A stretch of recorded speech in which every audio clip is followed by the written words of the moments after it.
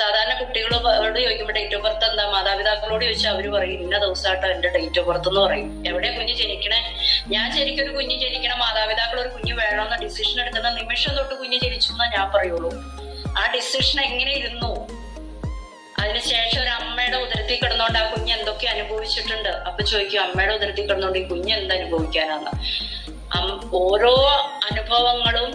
അപ്പൊ അതൊക്കെ ഒരു കുഞ്ഞിന്റെ ഡെവലപ്മെന്റ് വന്നു കഴിഞ്ഞു. പിന്നെ കുഞ്ഞ് ജനിച്ചു വളരുന്ന സാഹചര്യങ്ങള്, ആ കുഞ്ഞ് ജനിച്ചു വളരുന്ന സാഹചര്യം എങ്ങനെയാണ്? നല്ല സാഹചര്യത്തിൽ നല്ല മണ്ണിൽ വളരുന്ന വിത്തുകളും തൈകളും നല്ല രീതിയിൽ വളരും, അല്ലാതെയും വളരും. അതങ്ങനെ പോകും.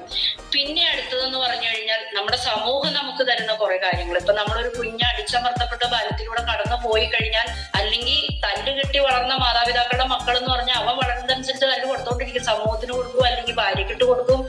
കൈ കിട്ടുന്നവരെ അവൻ തല്ലും. കാരണം എന്താ, അവൻ തല്ല് കൊണ്ടു പഠിച്ചവനാ, അവനത് കൊടുക്കാൻ അറിയാം എങ്ങനെയാന്നുള്ളത്.